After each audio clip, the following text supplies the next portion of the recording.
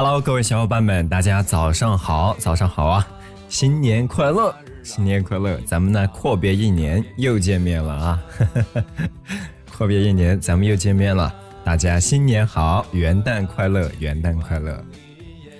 好日子，君子岁月静好，好好。寒塘悠然，新年好啊，新年好！今天我们要带大家画的是一张干干净净的崭新开始的一张画面，来给大家看一眼啊。刚刚有小伙伴在问了，我们呢给大家瞄一眼我们今天要画的这个内容，大家可以根据屏幕上方海报上方的工具提示做好相应的准备。如果你现在还躺在床上还没起来的小伙伴是否应该做做广播体操了啊？好，点赞点赞点起来啊！敲敲敲这个屏幕，戳它戳它戳它，使劲戳它。大家早上好，早上好，梦之意，暗指听蓝，大家早上好啊！新年快乐啊！欢迎大家呢，新的一年又来到了博云的直播间。好嘞好嘞。可以抓紧时间准备好咱们的绘画工具哈，还有5分钟左右呢就要正式的开播了。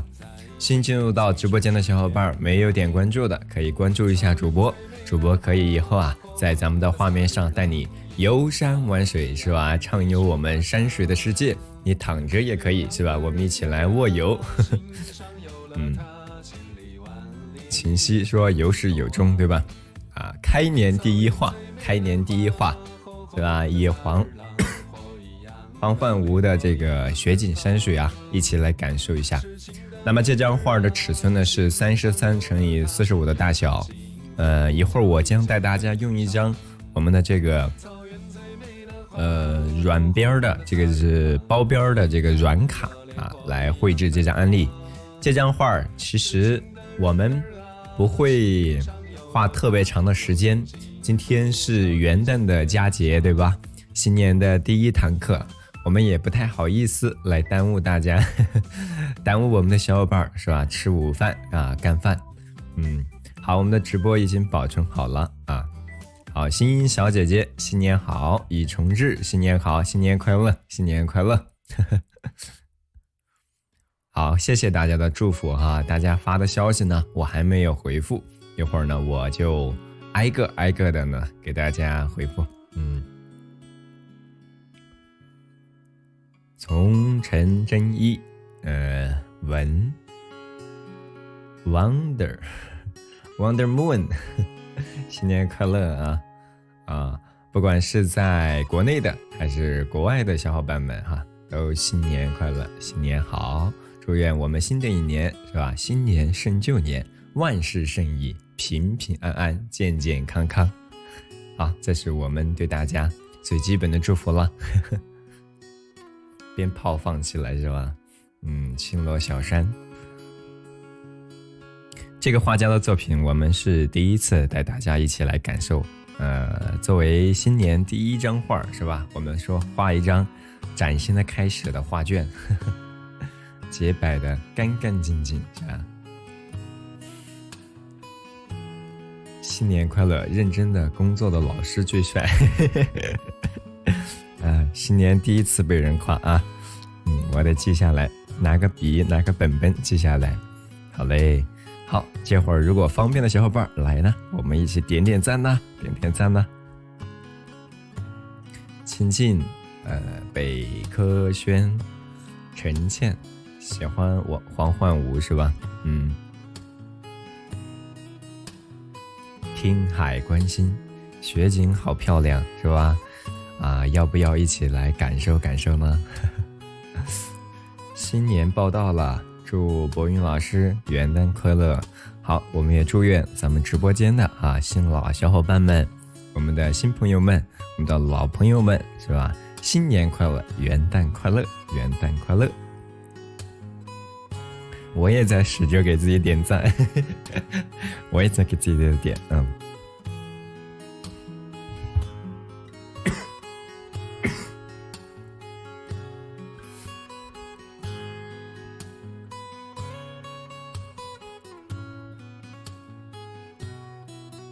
新年要更帅。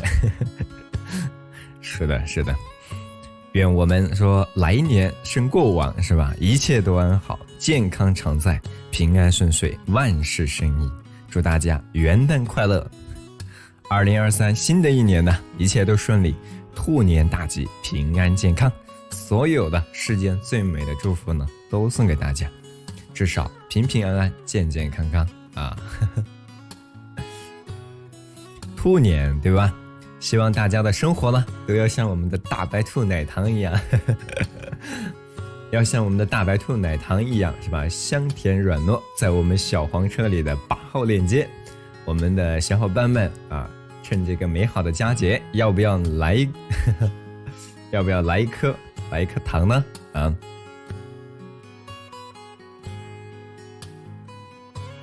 可以来颗大白兔，是吧？兔年来喝大白兔奶糖，是吧？香甜软糯。希望我们2023的兔年呢，就像这个奶糖一样啊，甜甜的，幸幸福福的。老师出来亮个相，是吧？今天我们没有多准备镜头，今天我们希望这张画是吧，争取在11点半之前把它搞定，是吧？也不耽误大家呢干饭吃饭。元旦佳节是吧？可不敢耽误了各位家人朋友们。好了，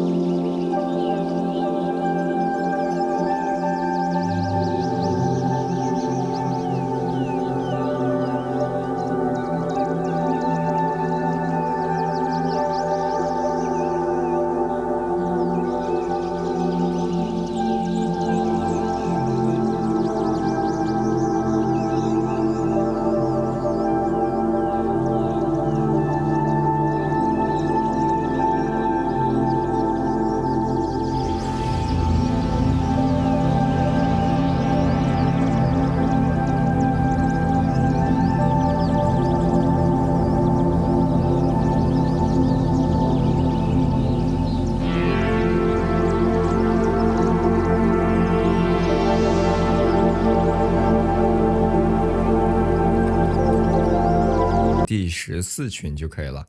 所有的群，它的权限呢都是一样的，发送的内容。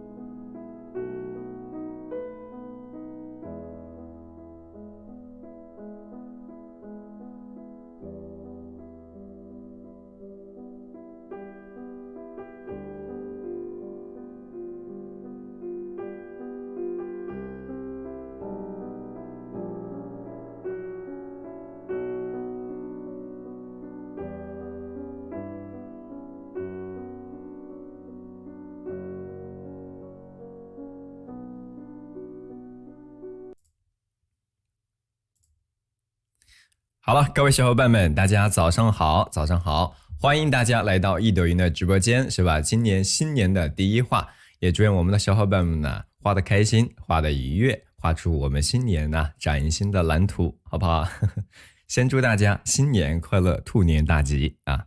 祝愿大家在新的一年里啊，一切顺遂，万事胜意，平安健康，好不好？啊，可以根据屏幕上方的工具提示做好相应的准备啊！欢迎大家来到易抖音的直播间，我是博云。今天我们要正式的开始带大家新年的第一画了啊！今年的第一张画呢，我们以黄焕吴的这张雪景的山水啊来开头。这个画家呢是广东的新会人啊，有没有他的老乡的啊？他的作品有什么样的特点哈？他的画呢，往往把这种水墨和甚至于类似于水彩的这种表达的方式啊融合到一起。所以它的画面呢是一种我们说情调美，而且呢色调美，也有一种构图的形象美啊。所以它的画往往说有一种生趣儿，而且呢是清新秀丽的啊。他的画作呢都比较直观，而且对于这种固定的场景的表现呢会更多一些。什么是固定的场景？也就是说站在一个地方去直观的去表达某一处空间或者某一个地点啊。我们说雅俗共赏是对他的画作的一种最为贴切的一种表达吧。那么2023呢，我们希望各位小伙伴哈，既然是画山水，我们说山高，祝愿大家在2023山高有行路，步履于山河踏遍，水深有渡舟，是吧？心有明月，山河明媚，我们都能够实现光芒万丈的理想，去往必将抵达的远方，好吗？再次祝愿大家新年快乐，元旦快乐。好，旁边是咱们的工具提示，做好相应的准备。我们呢一会儿就要正式的带大家来画画了。这个画家叫黄焕吴啊，焕呢就是梦幻的幻，是吧？吴就是吴就是你我那个吴啊。一会儿再给大家展示一遍，你在群内看一下海报就知道了哈。他原名叫黄汉，字这个焕吴啊。好，我要调转镜头了。好嘞，各位小伙伴能看到我的双手吗？取名金刚经啊，这小伙伴看来对他的这个过往的比较熟悉啊。能看到我的双手，来敲2个数字5啊，老规矩，也让我看到你们的双手啊。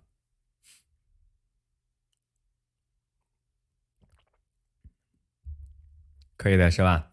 好嘞，我们今天这张画刚给大家讲的哈，在11点半之前，我们肯定把它搞定，绝不耽误大家今天中午干饭，是吧？美好的佳节，咱们呢不敢耽误了家人们的干饭哦。好，我们呢先给大家说说我们今天需要用到的工具啊。就是我们的狼毫笔，是吧？我们说的小柱狼毫，至少得准备1支，至少你要有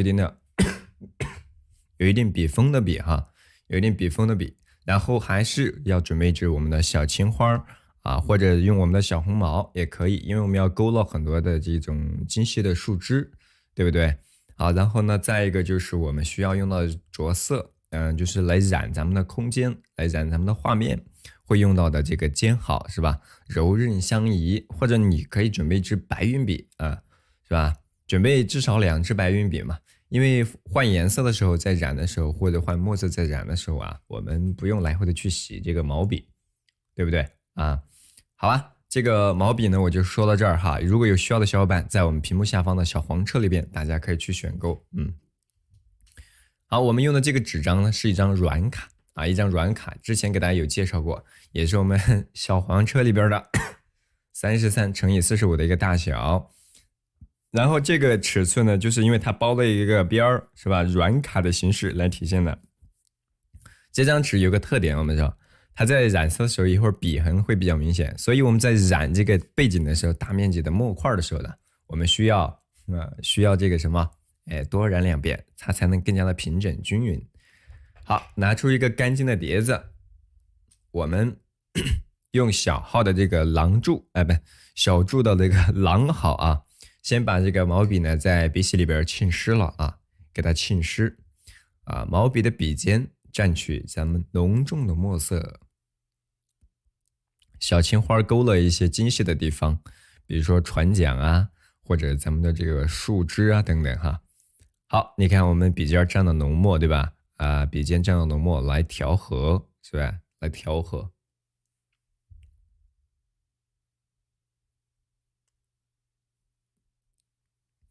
好，调和是吧？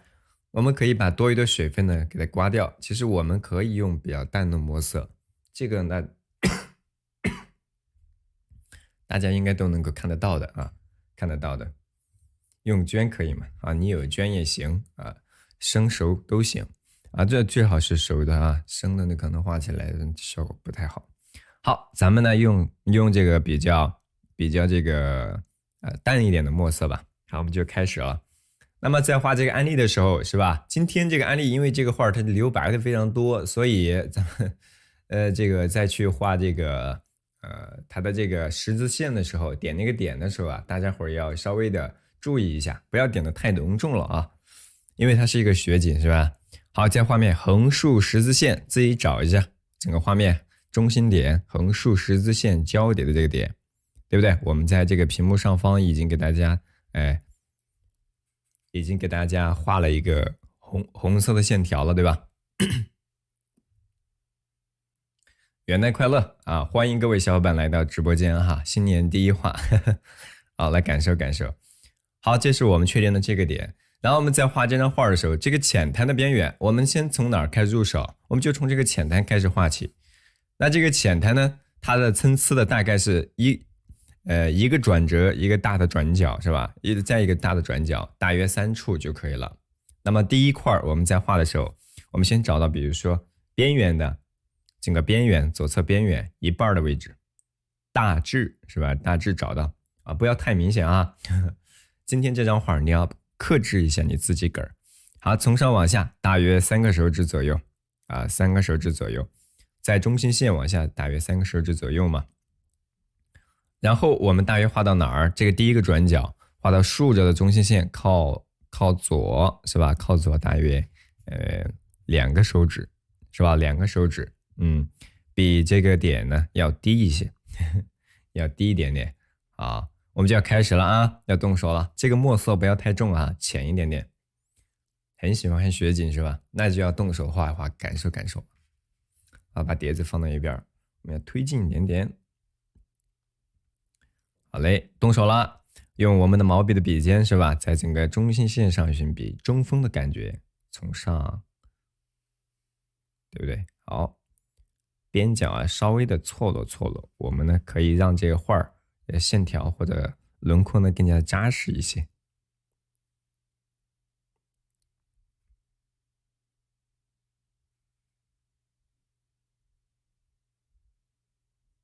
好，这是它的一个边缘的一个形态的造型，对吧？大概给它勾勒出来，然后在上方啊，在上方，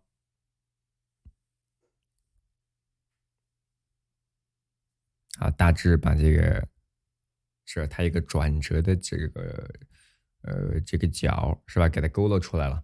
画这一块是吧，轮廓这个没有难度，用的是狼毫，今天只画一幅，今天新年不想把大家折腾的太累啊，我们简单点好不好？啊，居然点出去了啊，居然点，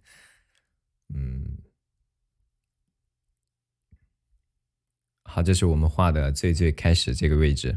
那么再往后方去画的话，我们就要把握住我们整体的一个造型的关系去走哈。好，比如说，它的这是一个渡口是吧？这是一个渡口的位置，为了体现出这种雪景的洁白是吧？因为我用的这个纸张哈，我们刚给大家说过，它不容易染的，就是染的时候容易有笔痕，所以有的时候我们会多这个染一遍啊，它才能可能更加的平整，好吧？一会儿染这个底部的时候，我们会多染一染。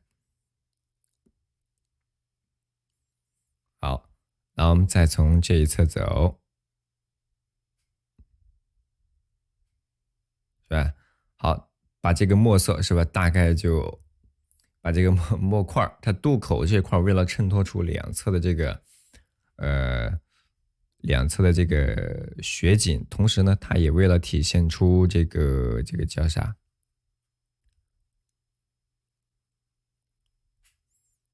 为了体现出这个渡口的突出的点，所以呢，用了墨块是吧？去给它晕染，用的墨块去晕染啊。好，我们稍微推远是吧？依然要关注这种大的一个轮廓和形态。好，参差的把这个形儿是吧，给它大致的带出来。这个你勾勒的这根线不需要特别的重，是不是？不需要特别的重，淡一点都可以，淡一点都可以。好，我们先把这个浅滩是吧，给它勾勒出来。好，你看比较淡的啊，比较淡的。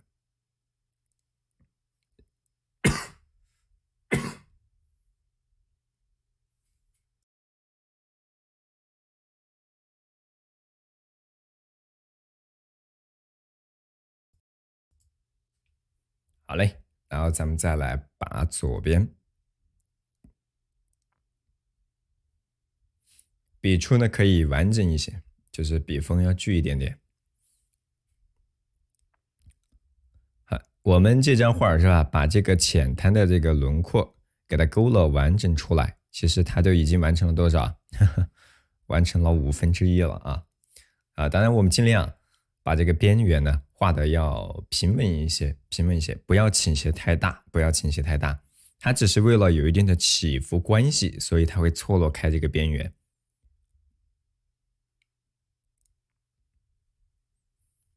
好嘞，问题不大，只是呢容易痒痒嗓子。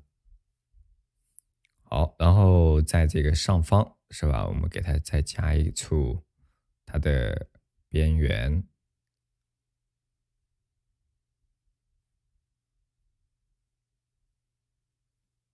是吧？这个在画这个边缘的时候，要尽量平整，不要倾斜的角度太大了。太大的话，这个画就显得它不够宁静，是吧？嗯，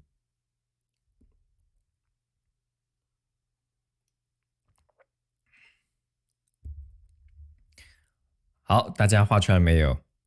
然后在这个它的这个水面，在这个水面上啊，我们需要来点点它的一些重墨的痕迹，重墨的痕迹。因为它有点这个柱子之类的是吧？这个我们得把它画出来。这个作者呢叫黄焕武，这个武呢就是我们古人称自己的那个字儿。好，我们用浓重的墨色，它那个浅滩是吧？我们说这个渡口，它往往会有一些木桩用来拴住这个船的，或者说用来支撑某些东西的。所以呢，我们要来给它稍微的加一些浓重的墨色，在这个转折的位置上，是吧？不用特别的高，但是要有大概是吧？一个小木桩，呵呵，给它加出来。好，然后呢，再从这个上方，再来一个。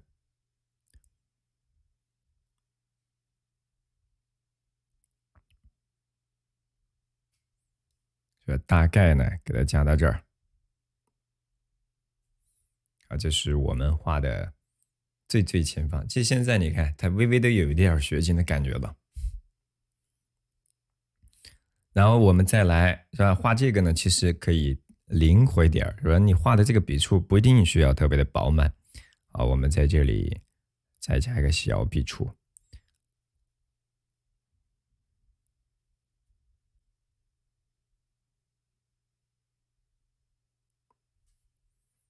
好，是吧？都是比较浓重的墨色啊，都是比较浓重的墨色。如果不够浓，好，咱再给它复一笔，是吧？你看这个墨色，它是可以相当浓重的。好，边角有高矮，有粗细，有一些稍微倾斜一点点。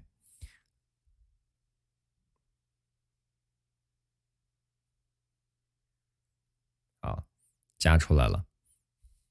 我们等这个需要这个浓重的墨色干了之后，一会儿我们再去染这个背景，是吧？染这个渡口水面的这个颜色。好，在咱们的这个这个渡口这个位置上，是吧？这儿呢有一个非常浓重的墨块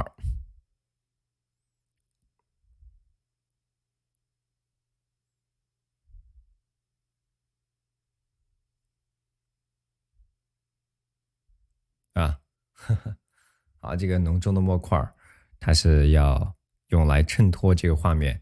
其实最前方这个雪景呢，它需要一些重墨去衬托对比，它才能更加的效果更加明确。尤其是这个渡口前方的位置。新年好，各位小伙伴们，好，能方便画的可以呢一起来画画，如果不太方便的呢，那就看一看，是吧？顺手做做广播体操，好，点一点啊，点一点。来，我们呢在这个边角是吧，在它边角，我们再来这个侧锋是吧？把这个它的浅滩的用淡墨哈，记住啊，是淡墨。我们把这个浅滩的厚度或者说皴擦的这个效果，小细节是吧？上下给它带一带，它并不是完全画这个轮廓线上方是吧？和这个轮廓线间隔了一丢丢距离，有一丢丢距离啊，注意一下。然后我们呢，在它旁边是吧？高矮参差的。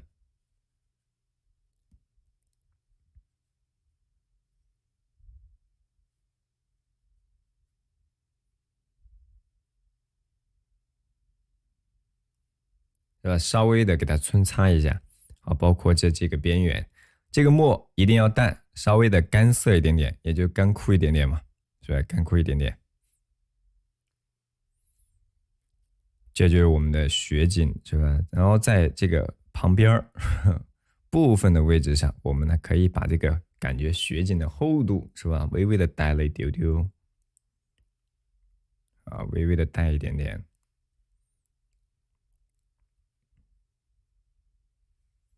好，旁边一会儿我们就要把这个树是吧，树干就要加到这个上方了啊，加到这个上方。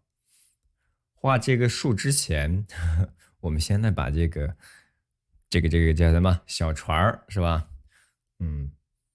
这个将要远行的小船呢，我们把它给画出来。它这个小船是吧，用的非常浓重的墨色。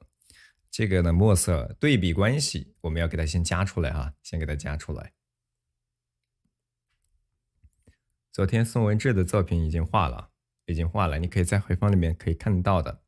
来，我们呢继续画这一块啊，画这个小的都，我们前方之所以画慢一点，方便我们的小伙伴呢，一个是找准位置是吧？还有呢新架可能，我们说陆陆续续的这个再进来。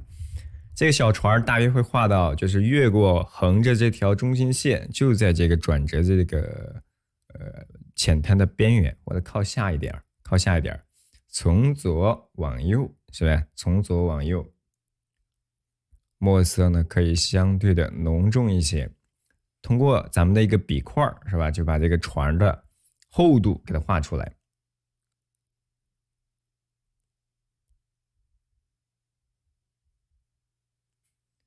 对不对？好，然后比如说两头该翘起来一点，我们可以给它翘起来一点。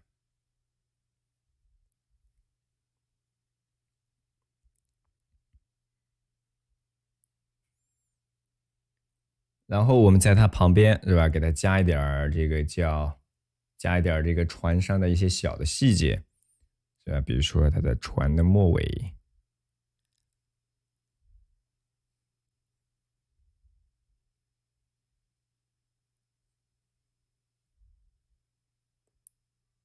好，稍微的添加一点它这种船的甲板上的一些小的细节，远处的我们勾勒它这个，因为船它是有一定的宽度的，对吧？那么后方在加这根线的时候，它可以断续一点点，不用像前方画的那么的实在，对吧？好，然后再来给它勾勒的右侧边缘呢完整一点。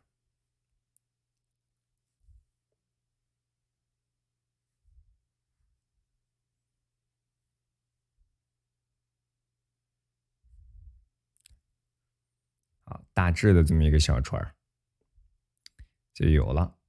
然后我们可以稍微用一点大一丢丢的墨，是吧？把这个小船中间，是吧？小船一般中间它会有几个凹陷下去的船舱的位置，感觉是吧？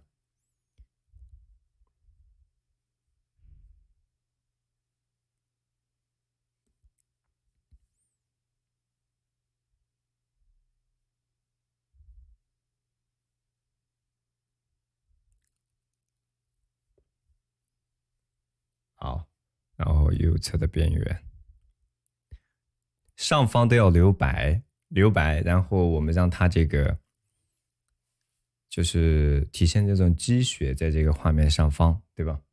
好，这个小船儿，我们呢给它底部稍微的加点小线条。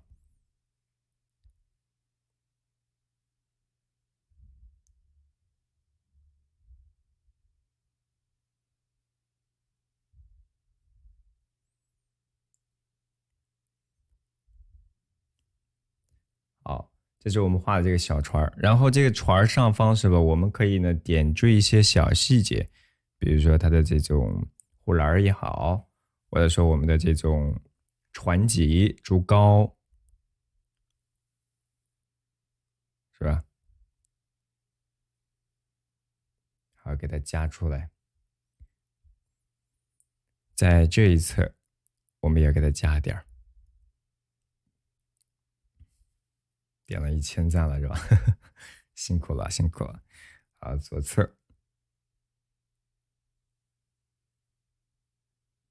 啊，这是这个船的上方的一些小的细节，是吧？我们大致给它带出来就行。好，你大致的这么勾了一个，它就像一个船了。它因为不需要你去塑造什么。好，船只呢是我们说中国画儿山水当中啊表达的一个重要的媒介，以后我们可以多带大家画一画，它传递的很多的思想非常的自由，是吧？来，我们现在再来画一画什么？就上方的树了，其他的先不用染，我们等这些干一些之后再来染。现在我们来这个画这个旁边的比较枯涩一点的这个树，因为这个树呢是这个画当中啊最为繁复，或者说也可以说最为比较复杂的点了。来，我们来一起加一加啊！画这个树的时候，大家可以用比较浓重的墨色。我们先来确定一下它大体的位置哈。这第一棵树是不是大概它的这个位置呢？就在这个纸张左侧边缘往里边数，大约2指，的位置。然后它最高的点呢，就是这些树枝大约出到整个纸张的顶部往下数，大约一个大白兔奶糖，一个大白兔奶糖是吧？大约也就是这个位置，竖着的中心线到整个纸张左侧边缘大约一半是吧？甚至于再靠右一点，是吧？再靠右一点，这就是我们这棵树一般最高的点了。最高的点呢，树梢是吧？最高的点。是吧？大家可以来一颗，今天来一颗大白兔奶糖，让我们2023兔年像我们的这个大白兔奶糖一样，是吧？香甜软糯，而且是美美的、甜甜的。好，然后咱们再来从咱们的这个刚刚说的用比较枯涩，而且呢比较浓重的墨色，对吧？把这个树呢给大家画出来。从咱们的这个大概从树梢是吧往下，大约留个2指左右吧。从上往下，我们开始来勾勒咱们的这个树干，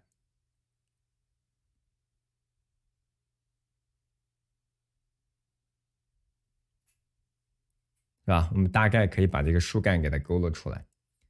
这个树干呢，我们勾勒的造型跟它可以不太一样啊，可以完全不太一样。大体的位置，就是这个竖着这个树的根部大约位于竖着的边缘，咱们是竖着的边缘往右边数2指左右，是不是？好，这个浅滩往上是吧？1到2指，然后再画的地方树梢部分，纸张的顶部的边缘往下数一个颜料管是吧？或者一个大白兔奶糖的距离，颜料管可以可以稍微的可以比颜料管稍微的短一点都行。大致嘛。好，然后我们再来是吧？双钩咱们这个树干。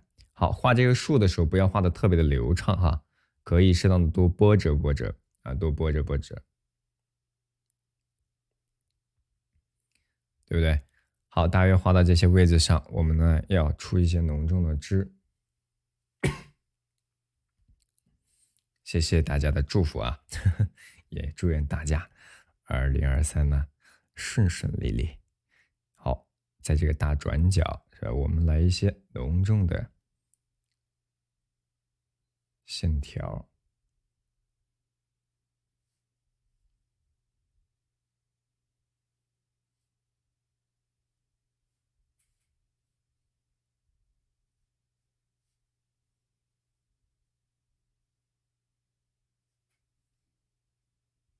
把整个树杈是吧？我们把整个树干给它画完整出来，画完整的。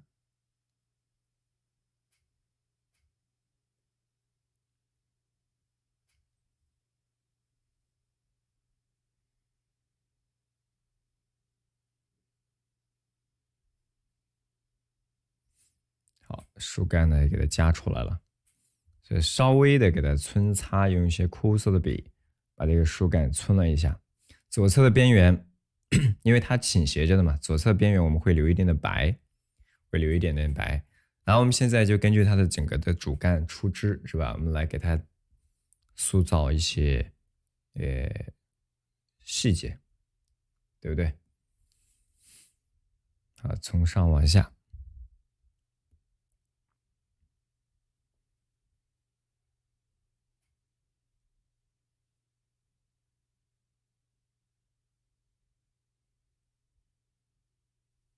啊，出一些浓重的墨色的这个主干，是不是？可以先把这个确定出来。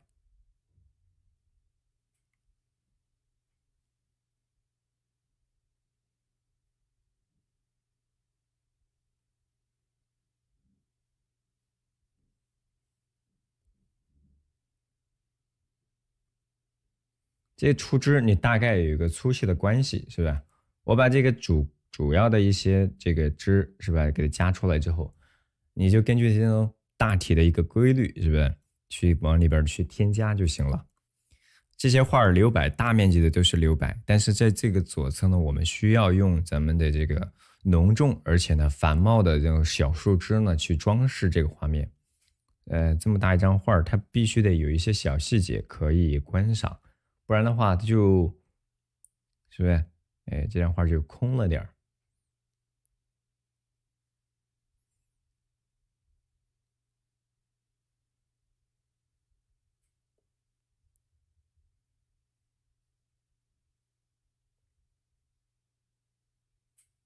好，这个出枝的时候，墨色都要比较浓重啊，而且不要太过于虚。有的小伙伴他可能比较画的，我就这个笔锋是吧，都没有墨，没有水了。那今天画这张画的时候，我们要尽量让这个线条足够实一些。这个画的雪景都要靠这种细密而且呢浓重的墨色去给它衬托，知道吧？喝口水，喝口水。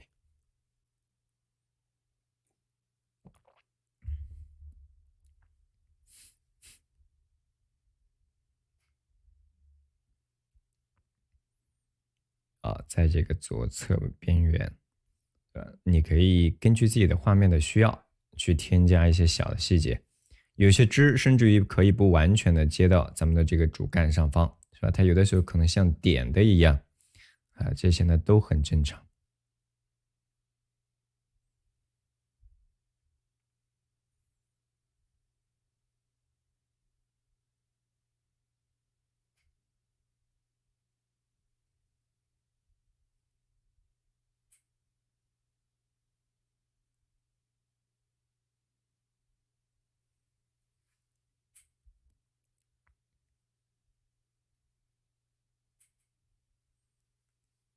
好，然后边角啊，出这些枝的时候有长有短哈，你甚至画的平均一点都没有关系，是吧？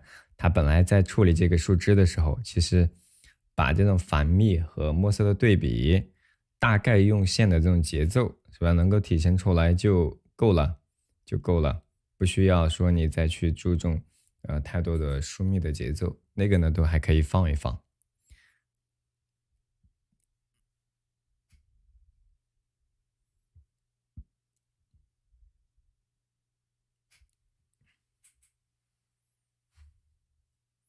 水太热，老是略过。好，谢谢，我都看到了，看到大家留言了。啊，左边是吧？我们要把这个树梢给它画完整出来。行，从上往下。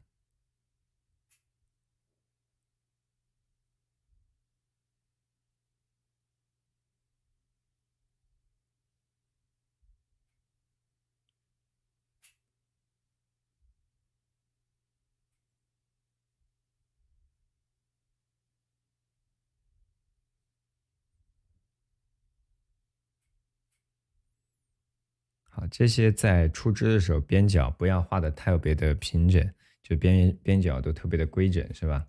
一样的长，一样的短，这些肯定都不太舒服，是吧？这个节奏呢，它可能都不太好。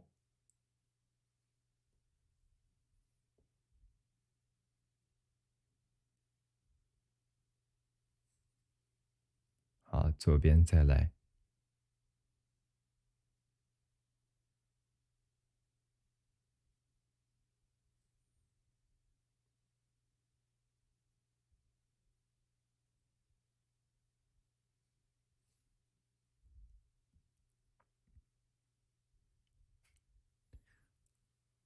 好，这棵树相信在春天的时候是吧，必将是一个盛开的树，必将是一个盛开的树。好，你们可以适当的去添加，是吧？合理即可，左右两侧都可以出。好，出完之后是吧？我们为了让这个画儿看起来更灵活一点儿，那就要给它点上一些点。它是你类似于出枝也好，它或者就是有一些细密的这个细密的点在上面，其实都是体现一种若有若无的一种虚实的关系，是吧？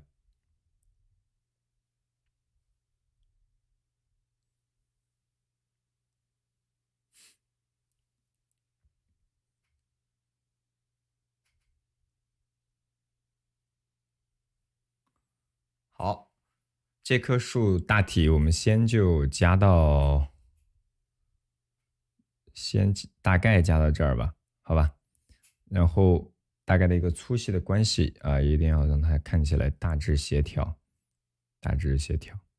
左边来一丢丢，再让这个边缘参差的错落开一些。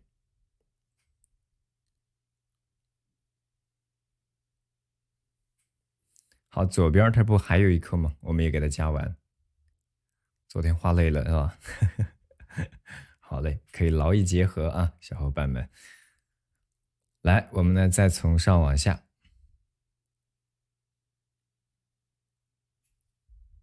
稍微用浓重一点的墨色。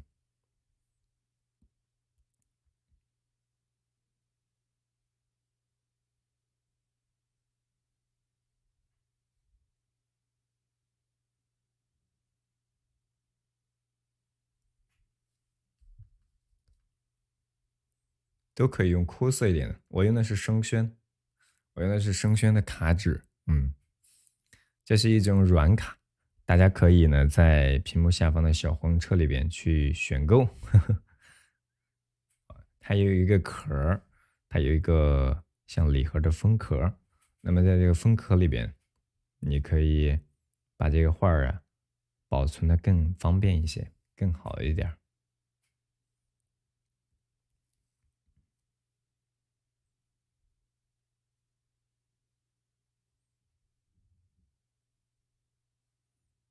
在画这个枝的时候，我们稍微耐心点哈。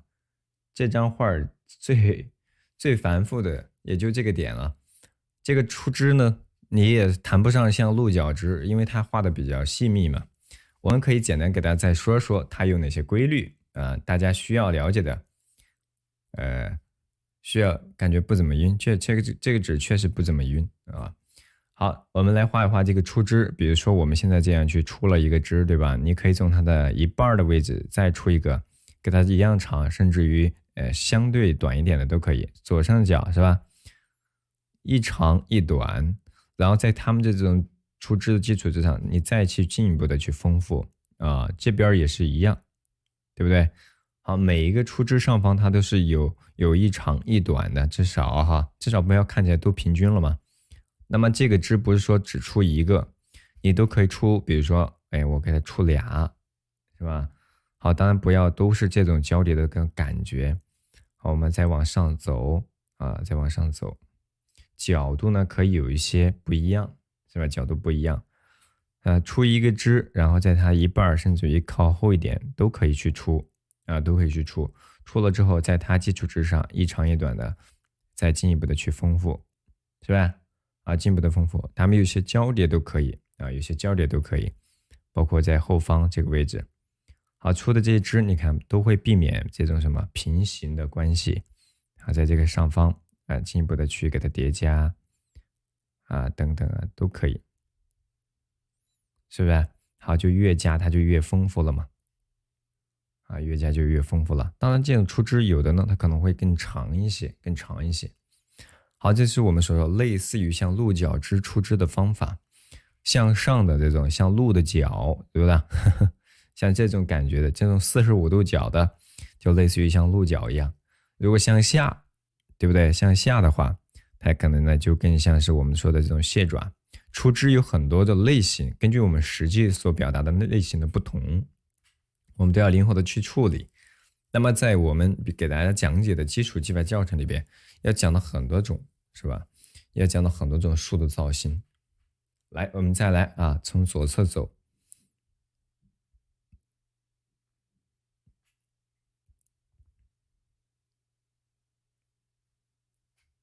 好，出了这个枝，你可以有一定的这个长短，甚至于有一定的弯曲，是吧？有一定的曲线，是吧？在上面呢都是可以的。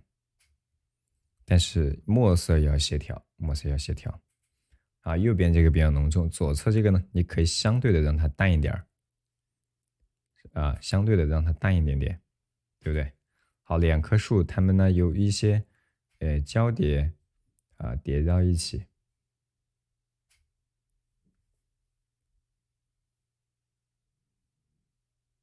小船没有跟上是吧？好，我们这个小船画的很概括，一会儿再跟你说一遍，好吧？我们先把这块画完。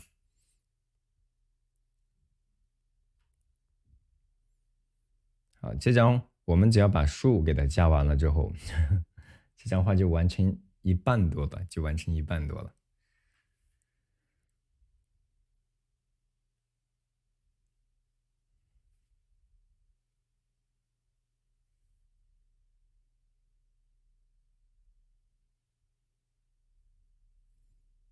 好，在这个大致的位置上，我们再来出一点枝。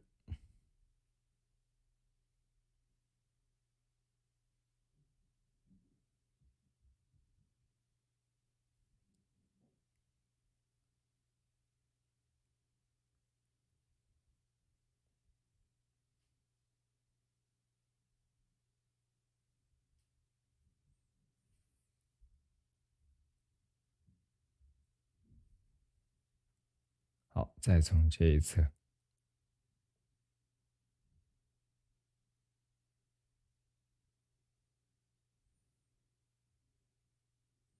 稍微的细密一些。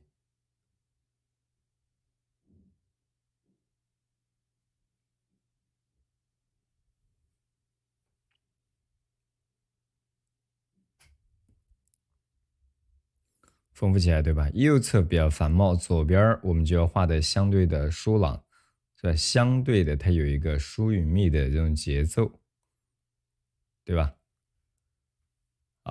然后我们自己再往里边去添加一些点，是吧？一些小枝，因为这个纸它是包了一个边儿的你可以尽量不要给它抄到这个画的这个黄色的边缘上去了。当然难免呢，可能偶尔会弄上一些，尽量避免一点点就行。好，大致我们推远。啊，推远一点点。它这个画其实略略的就有一点点啊，它的这种雪景的味道啊，雪景的味道。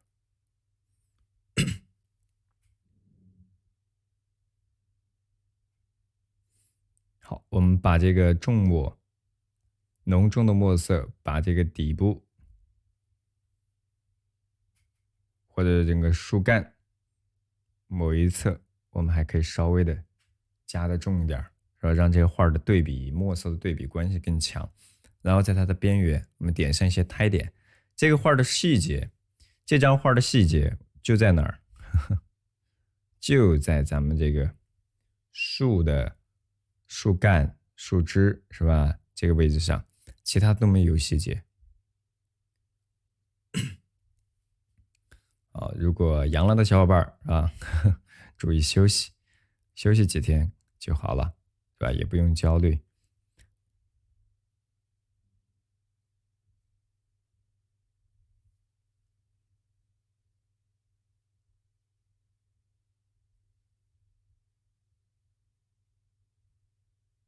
好，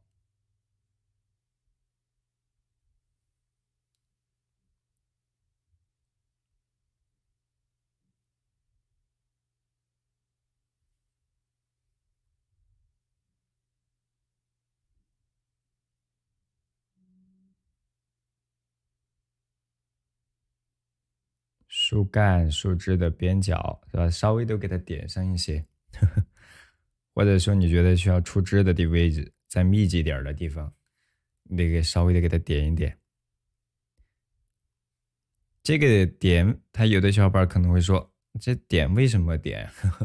其实就是为了增强一点疏密的节奏嘛。说其他的，它肯定都没有什么用途。咳嗽还没好是吧？都会咳一段时间，避免不了。所以大家都一样，没有不用太过于纠结或者说担忧啊。当然，确实不舒服的要注意自己的调养。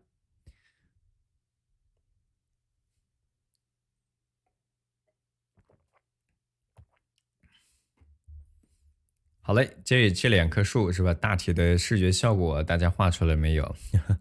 啊，要是画出来的，来敲个数字一，敲个数字一，我们看一下大家的一个进度哈。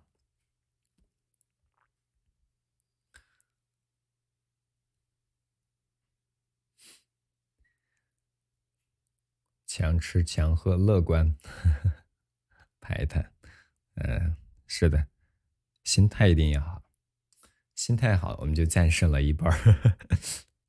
是的，当然有一些方法，别人说的一些偏方也要慎重使用。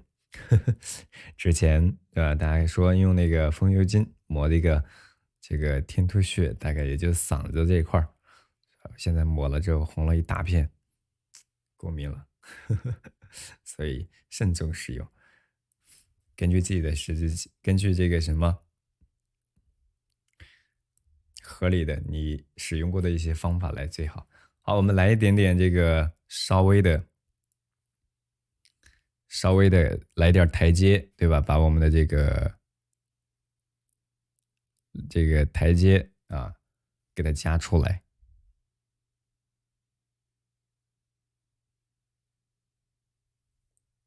有一点儿，这个叫是吧？类似于这个台阶的步调嘛。然后越往上走呢，它的墨色越来越淡，越来越淡。好，这个一画呢，你可能看起来就更像那么回事儿了，是不是？更像那么回事儿。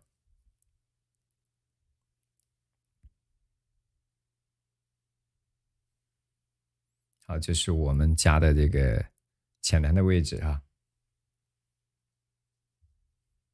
还有天突穴，这不最近知道的普及，最近普及的，掌握 get 到的新技能。好，在这个树啊的下方是吧？我们可以稍微的点上一点儿高矮错落，差不多类似于这个一些小的枯枝的这种墨点在上方。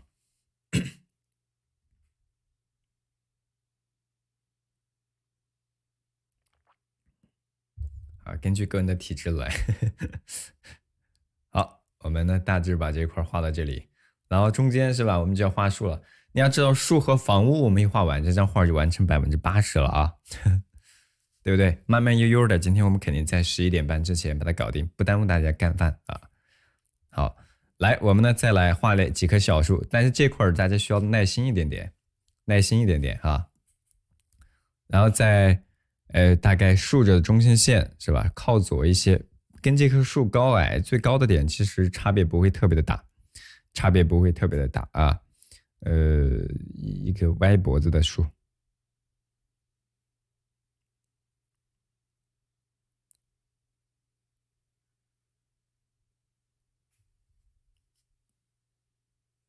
在挨着咱们的树的中心线的位置啊，它离纸张的这个我们下面的这个浅滩至少要留个3指左右的间距。元旦快乐，新年快乐。我呢是狼毫小号，小柱的狼毫。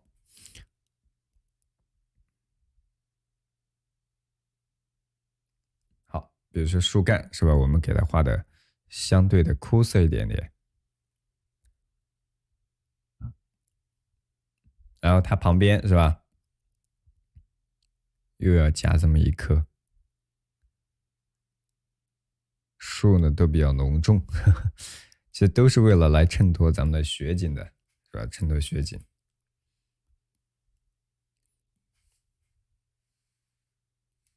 不能再喝了，再喝一会儿要跑厕所了都。好，然后我们再来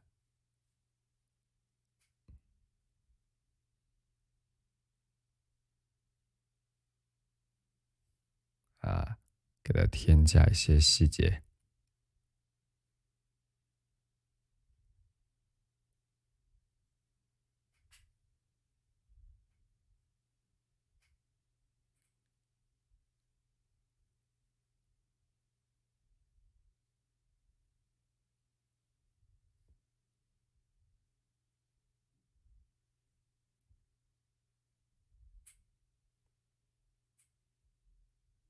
好，我们一会儿把它给画完。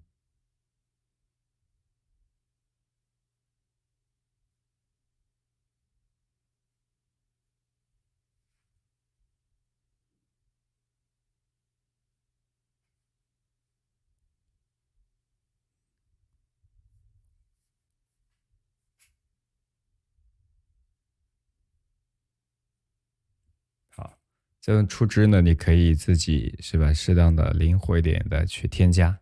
当然，出枝的墨色相对都是要浓重一些的哈，因为这张画我们需要一些细密的点来支撑。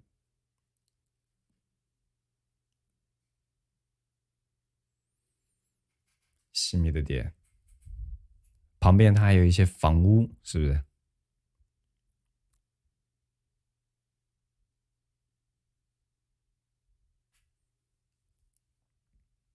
你们画过青绿、浅酱、水墨，是吧？包括这样咱们的这种雪景，大家觉得哪一种画最简单？是不是咱们的雪景的山水？画起来就是说自己的感受啊。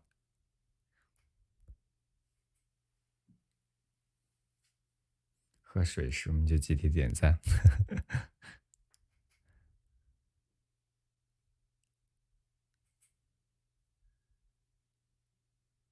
好，大致的加完。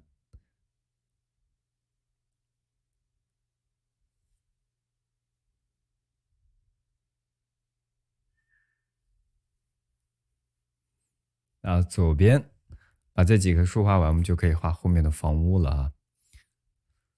后边大约高矮的有1棵、2棵。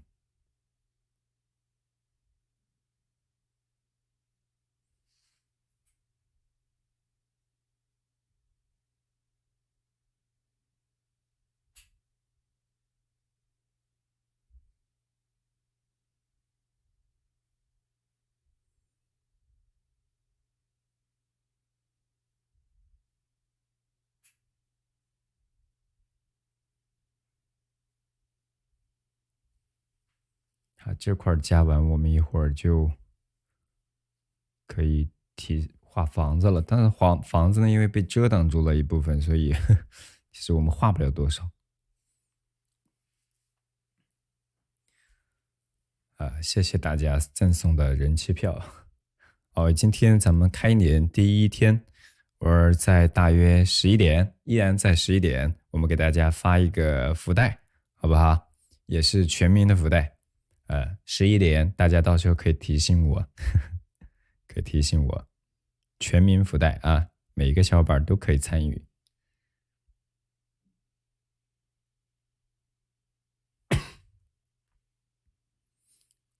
好，依然是最高的这棵树呢，它在最底部，是吧？最底部。小黄车里边有，是我们小黄车的第5号链接，第5号链接。好嘞，然后我们呢，再从它的上方稍微的勾勒勾勒。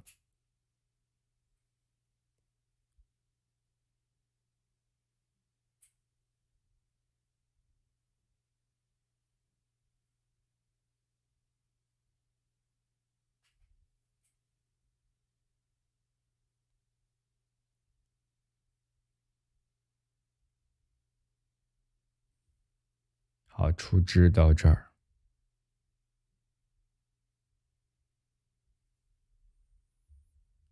树干部啊，我们呢要留的白要多一些。好，细密的点。好，这个雪景的味道是不是？诶，它就要完整一点点了，就要完整一点点了。好，树梢部和树根部，我们稍微的来点小的笔点，让它能够着落在这个地面上的感觉。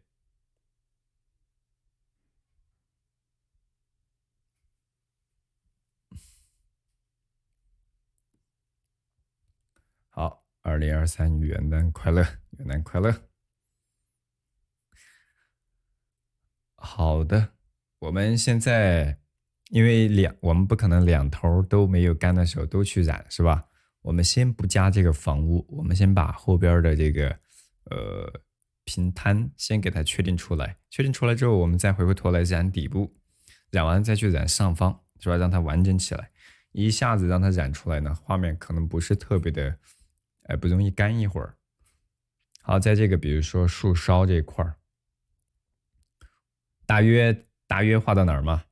就大约画到，比如说横着的中心线到整个纸张顶部，是吧？一半的距离，你根据自己的画面的需要，是吧？根据自己的画面的一个位置关系，你去比一比。比如说这是你的画面的一半的位置，是吧？你大概定一个点，然后这个画的一半，这上面到整个纸张的顶部的边缘嘛，顶部边缘大约一半的位置。好，那这个位置确定出来之后，我们就要，是吧？在树的中心线靠右的位置上，稍微平坦一点点。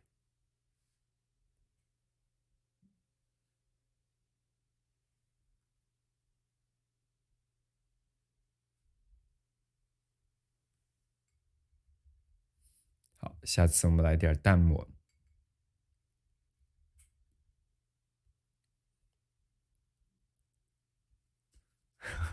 是丰富的，有吃的。好，我们的大白兔奶糖，这是我们经久不衰，是我们几代人的一种回忆，香甜软糯，是吧？美味可口。也用这个我们的这个大白兔奶糖呢，让我们2023年是吧，过得呢更加的香甜幸福一点点。好，这是大致的，是吧？它的这个远处的造型。好，在它的右侧的边缘，它是用淡墨给它协调下来的，是吧？淡墨协调下来，我们在染的同时呢，就可以给它带出来。比如说现在我就用淡墨，因为这个我刚给大家说过，这个纸呢它容易有笔痕，是吧？有一个特点呢，就是它笔痕可能比较明显。那么我们在染的时候就要先什么？可以先淡一点的去染，先淡一点的去染，然后它可能不太接触的地方，笔触接触的地方，你看它又有笔痕的话，我们可以待一会儿啊，等它干一丢丢之后，我们呢再来进一步的去给它叠加，进一步的去给它叠加。现在可以丰富一下画面了啊，给大家给它塑造的皴的呢，可以相对厚重一些。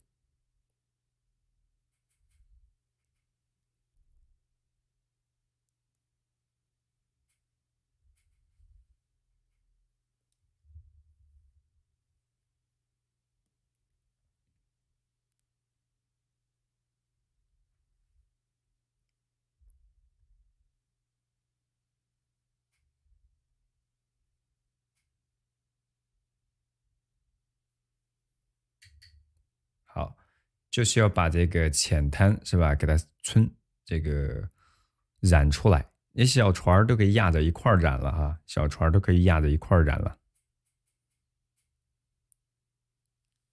染了之后，它画面会更加统一一些。有一些不平整的都很正常。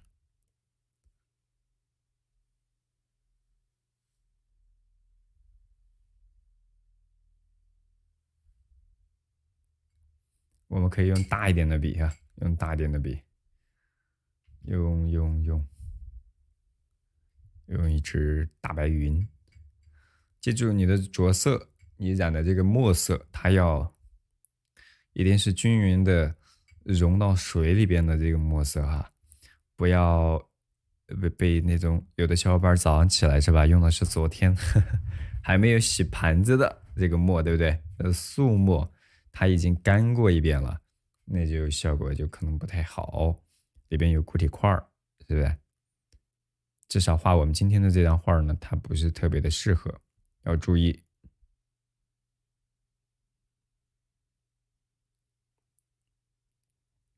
好，第一遍我们说过啊，这个纸呢可能不会太平整，我们一会儿可以等它干一点之后再多染一遍。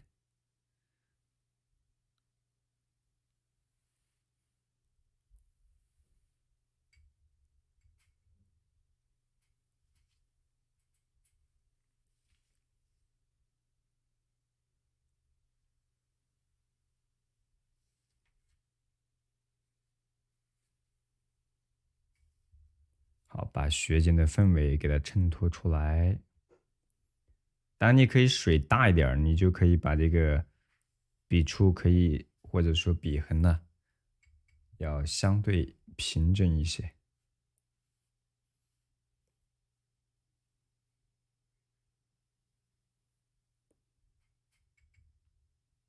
喷点清水可以吗？啊，可以试一试，可以试一试。就不同的纸张，它的效果不太相同。因为有些画我们需要让它平整，有的呢它有一点笔痕呢，它也很有趣味。画不同的画的类型的时候啊，我们要求不一样的。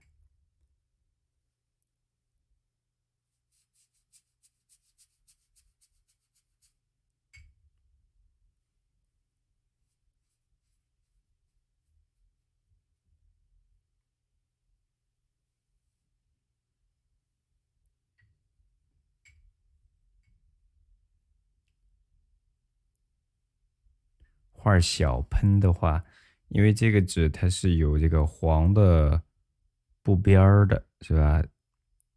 你要把它喷湿了之后，这个墨色它就容易晕到，它就容易晕染到我们的这个边缘去，它就容易弄脏，是不是？你看我们一般在画的时候都压着这个边缘走。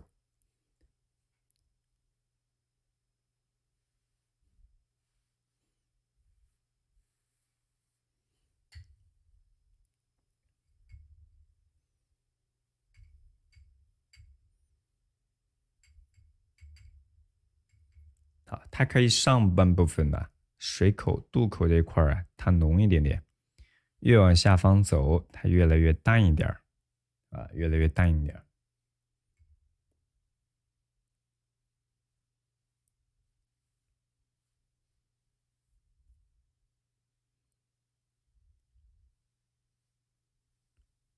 所以雪景的氛围就开始有了。所以雪景其实不需要你怎么去画，不需要过多的去画，它是更多的是塑造对比，是塑造对比映衬出来的一种氛围。虽然我们现在这个可能有点不太平整，等它干一丢丢，是吧？我们呢再来给它补充一下就好了。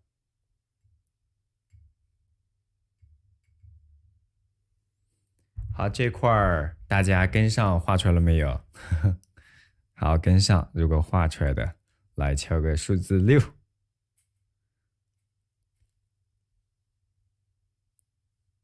好，你看我们说了渡口是吧？渡口上方，它可以相对的重一点，所以我们可以复一下笔，多给它皴一下，啊不，多染一遍。什么牌子的墨汁？就在我们的橱窗里边，就只有一款墨，就是红星的这个油烟墨，这个应该就是非常便宜的一款，非常便宜的一款，你可以自己去看一看啊。倒出来就可以直接用，不需要去磨。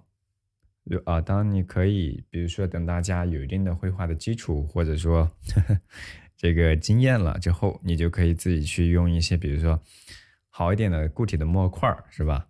我们说笔墨纸砚的这个，用点砚台来磨一磨。但有的时候，比如说我们画这种大面积使用墨色的时候，那个磨的墨要磨半天。喂，是吧？这个画大体的效果是，雪景的效果是大概就有了。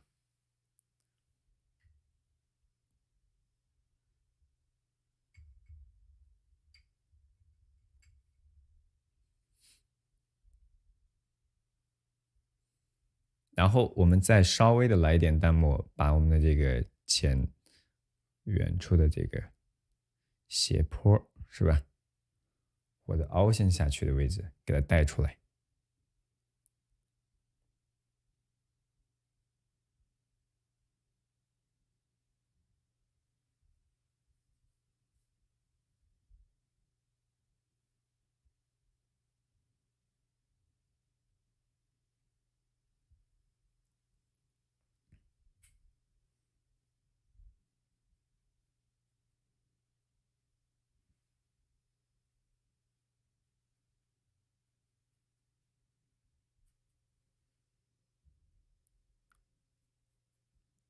好，稍微的皴擦一下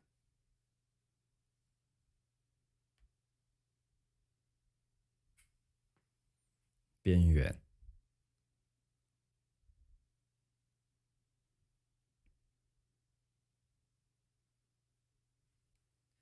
把这个浅滩，像左侧这个浅滩的边缘是吧？我们也用淡墨给它隐约下去，隐约下去。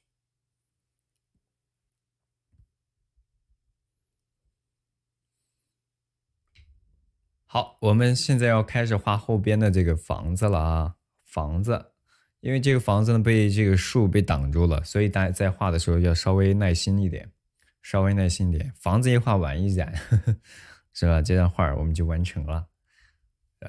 好，这个小房子，大家用的墨呢，勾勒房屋的时候，它可以相对的重一些，可以相对的重一些。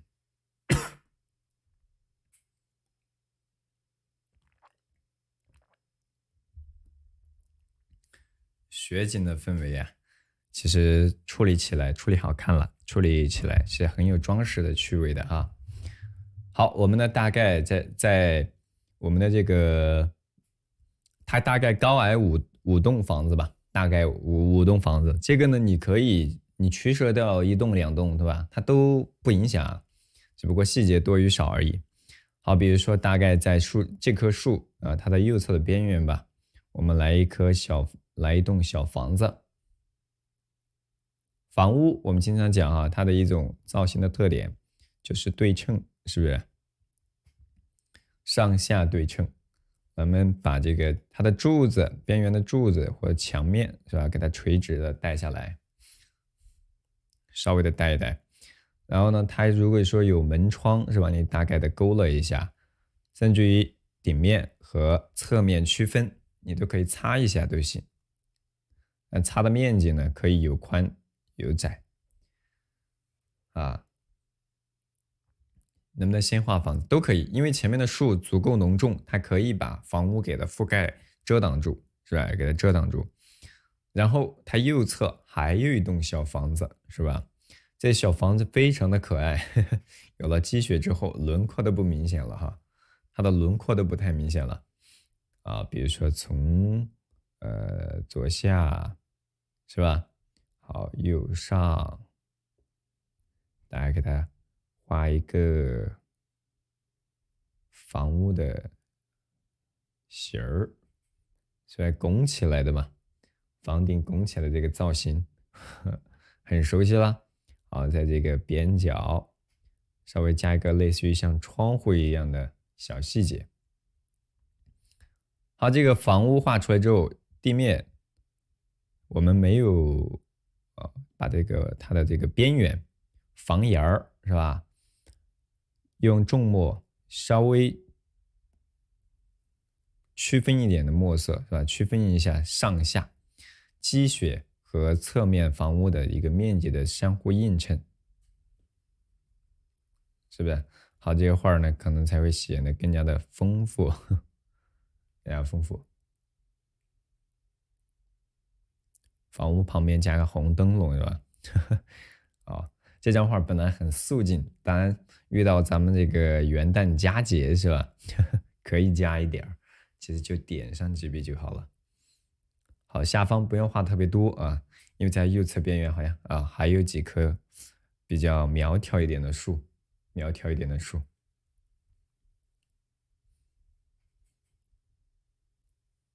雪景的这种氛围啊，它是非常具有，是吧？安静，一种甚至有一种祥和。那么像我们今天来画，是不是？瑞雪呀，感受一下新的一年可能瑞雪兆丰年的这种氛围。好，比如说边边角角的再给它加点小树。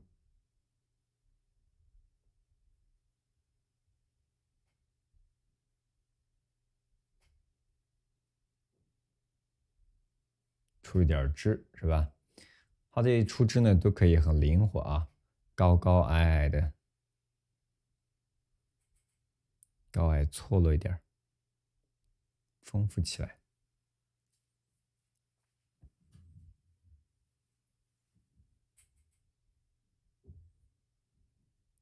好，在这棵树房屋边角再加一棵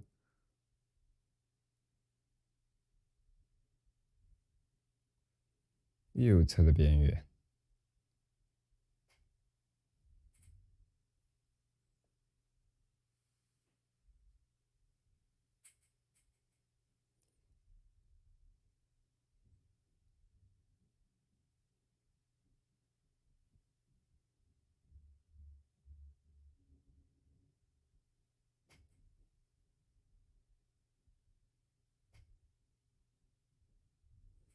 好，大概加这么2棵树，根部你比如说这个树，这个雪地上是吧？高矮的再来一点儿，再来一点儿，都可以的。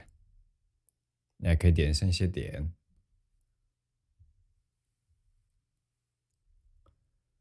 好嘞，然后在这个在这个树的细密的位置呢，还有很多的，还有几栋的小房屋，对吧？我们也要给它加出来，画一缕炊烟，是吧？这个都是染的时候留出来的，染的时候你可以把它留出来。好，我们来画旁边的房屋了哈。旁边我们先在这个房子、这个树的后方，我们来把它画出来。做自己喜欢的事儿就是快乐，是的。好，在咱们的这个房顶的这个树梢这部分，是吧？稍微用重一点的墨，因为我们要衬托这个雪景嘛。比旁边的房屋可以稍微的高一点儿，稍微的高一点儿。好，同样，房屋的侧面它有一个三角，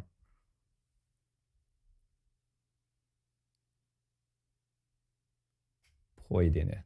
这个房屋有的线条啊，它就是故意画的不是那么的明确，所以它甚至于让它看起来细碎一点，细密一点，还是尊重原作吧，都可以。这个方法可以告诉大家，就是在染的时候，在这个房屋后方染的时候，留出一缕青烟的位置就可以了，那个很简单，对不对？好，然后再从它的边缘走，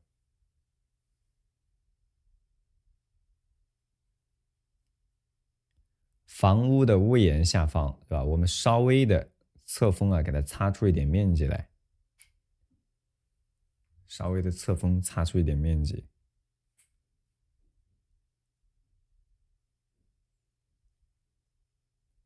好，用淡墨来给它点。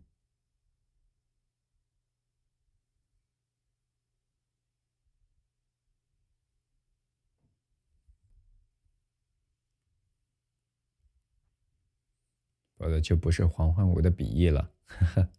是的，我们可以尊重一点原作，那样的话我们可以更省事儿。好，用淡墨是吧？把这个我们的浅滩或者咱们的这个雪地，是吧？稍微的擦几笔，是吧？擦几笔，比如在这个树的树枝、树干的底部，稍微的擦一擦，小道旁边。用非常浅淡的、比较淡、比较涩的笔，是吧？给它塑造一下。这个一塑造呢，它有一点雪的厚度的感觉，所以有一点雪的厚度的感觉。一般不要画的过于平整了哈，过于平整了，画儿呢就显得有点呆板。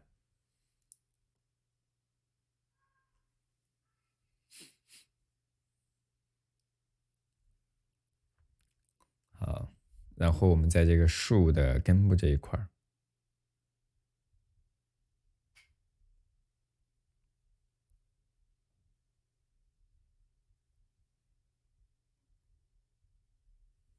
是吧？房屋大概出来这块儿可能看起来还不太明显，我们一会儿同样通过染的方式，它就可以让这个房屋啊更加对比更加的清晰，更加明确。啊，比如在它的后方再加一栋房屋，在它的后方高挑一点，甚至于它的边缘的轮廓线条都没有特别的完整，它是相对的断续的啊，断续的。好，如果你单看这张画的话，好像好多细密的地方，是吧？不知道怎么去画。你要有大概的一个轮廓和形态，画起来你就比较方便。好，它的侧面呢有两层窗户啊，有两层窗户，这个房屋，这个房屋。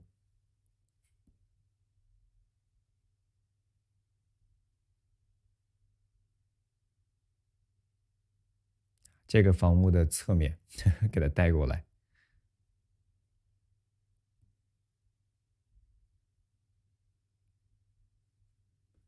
要衬托开它们之间的一个关系。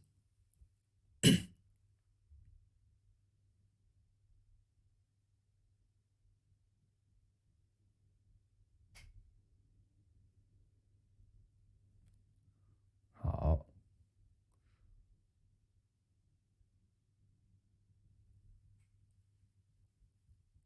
是吧？这就是山中的雪景，河滩边的雪景的景象。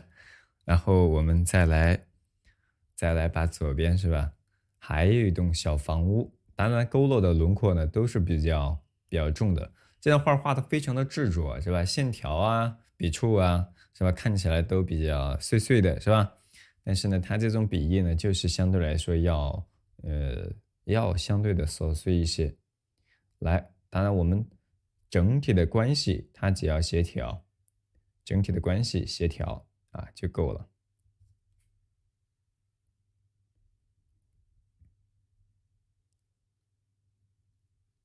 啊，不要画的特别的连贯哈，因为这个房屋本来它在远处嘛，是吧？我们需要一些这种，不是特别的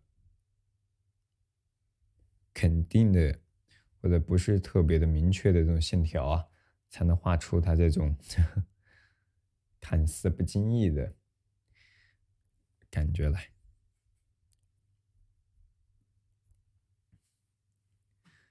好，那么在它的左侧边缘是吧，就又是一个小的三角的造型，然后呢协调过来，房屋的屋顶，底面和侧面为了区分开是吧，用淡墨一擦，记住擦的时候注意不要抄到其他的房屋的面积上面去了，用淡墨去区分一下不同的体块，因为房顶它有积雪啊，我想在新疆或者内蒙啊，或者在东北一些地方的小伙伴的，对这种生活的场景呢非常常见。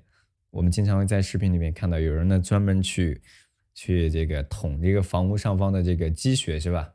积雪呢太厚了，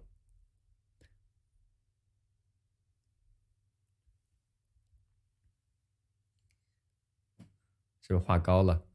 高一点就高一点啊，也不影响。后面的画的是那个染的背景少一点就行。好，我们把它推远一点啊，推远一点，是吧？这张画我们大致就快画完了，再过8分钟，我们给大家发这个福袋啊，新年的第一个福袋，新年的第一个福袋。好了，我们接下来要开始染背景了哈。染背景也是先把这个大体的位置关系给它确定出来。刚刚有小伙伴说啊，感觉画的高了点儿，啊，这个呢都不影响，是吧？好，我们再把这个左侧咱们的这个左右连贯的这个斜坡是吧？大概雪地的面积呢确定出来。然后背景染的时候，我们先用一点点重墨，是吧？它稍微滋出来有一点点树，它这个树啊或者树荫等等，它里边可能是撒了盐呢之类的这种，或者喷了胶矾，它中间有一点阴开的感觉，对吧？我们呢就不用去管这个细节了。因为有些画儿，他在画的时候呢，他使用了一些技法，或者用了一些肌理材料，是吧？去体现它的这种不同的视觉效果。以后大家伙儿也可以尝试啊，也可以尝试。等福袋了是吧？好，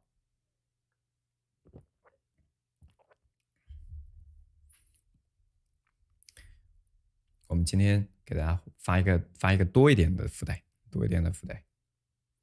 好。我们在这个用淡一点的墨啊，淡一点的墨，我们把这个比如说房顶上方的这种造型呢，给它擦出来，就想学那个效果出来吗？我们不用简单的画就行了。你要画以后，我们可以尝试，是吧？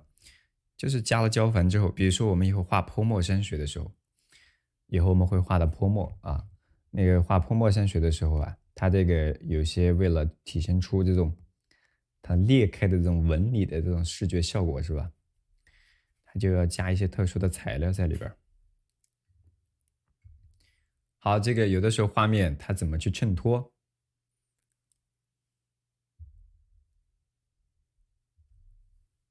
是吧？怎么去衬托？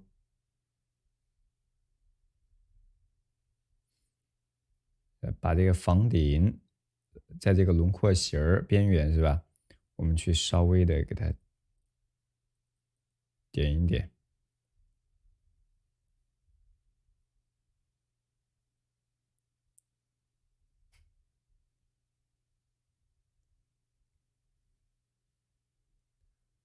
它像是一种树荫，是不是也像点树荫的感觉？就一个大块墨块嘛，一大片墨块哦，然后把我们的房屋上的积雪给它衬托出来，给它衬托出来就好。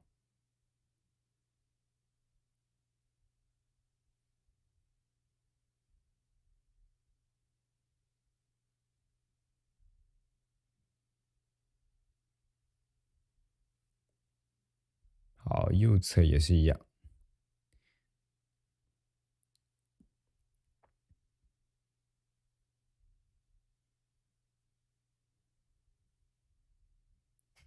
好，如果比如说你要留点炊烟出来，刚刚有小伙伴说，是吧？你大概蜿蜒的留一点留白，是吧？大概蜿蜒的留一点白就可以了，是吧？就行。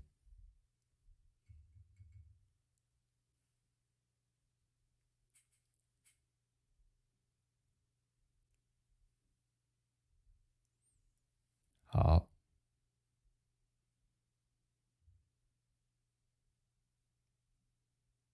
是大致的。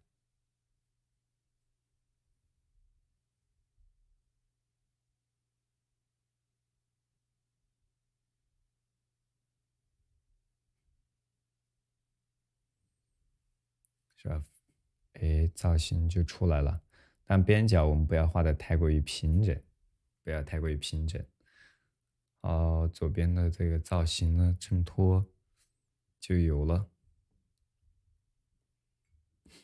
还有鸟，等干一点点再画吧。现在刚湿了，对不对？刚湿了得。这个纸呢，它不是特别深，所以它不怎么晕墨，所以一笔就是一笔，所以它这个笔痕呢会比较明显。要自己全都要靠自己去揉一揉，有的时候需要它晕一点的，是吧？才能更加的有效果。好，房顶和侧面我们要给它稍微的，房屋的侧面我们还要用那个叫啥？我们还需要用点颜色在上面的。好，房顶的上方是吧？我们依然也要来一些不同的墨色的层次。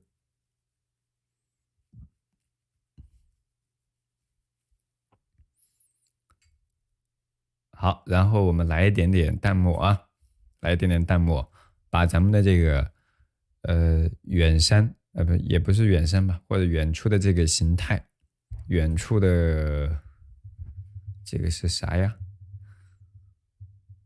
应该也是浅滩或者说天空的一些面积的形态。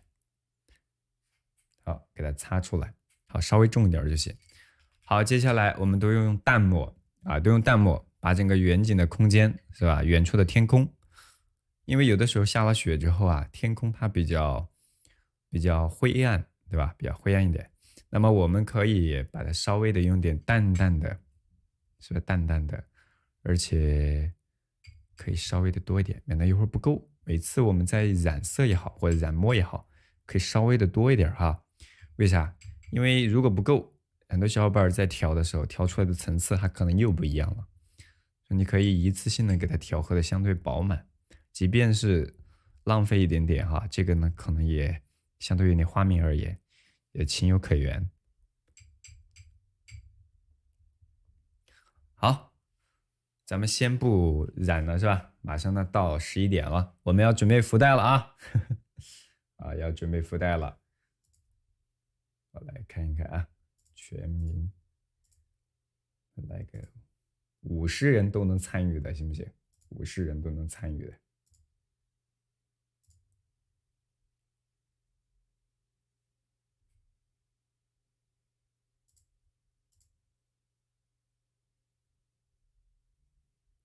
好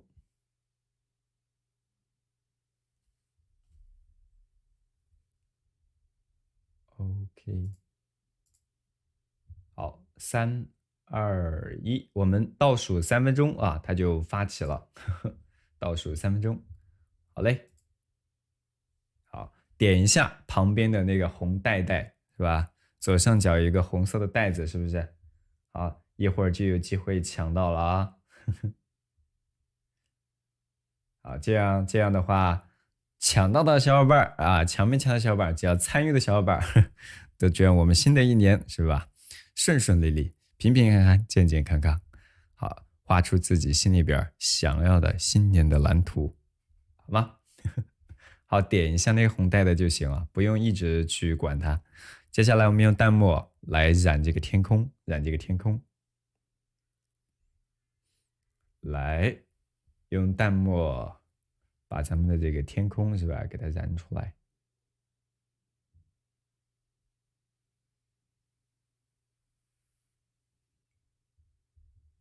是吧？好，现在可以把我们的这个墨色压住，衔接起来都可以。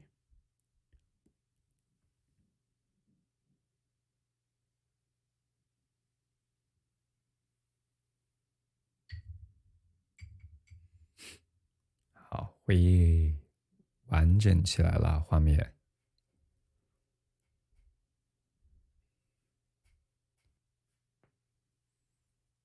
是不是它就完整起来了？好的，那干一丢丢，我们呢再给它着色啊，再干一丢丢去给它着色就行。啊，新的一年大家开心点。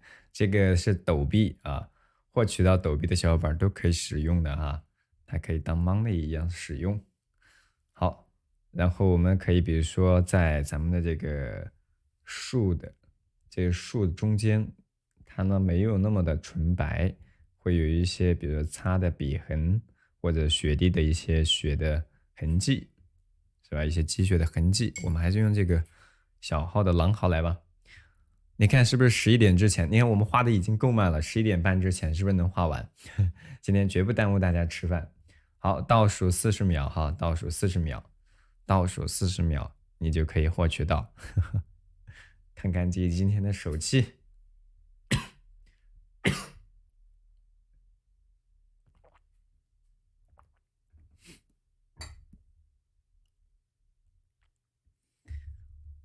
好，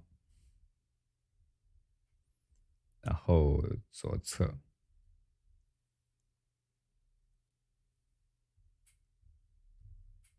好，还有10秒，10秒就开奖了。还没有点那个福袋的小伙伴是吧？可以呢，友情参与啊，可以友情参与，可以直接当抖币使用的啊。好，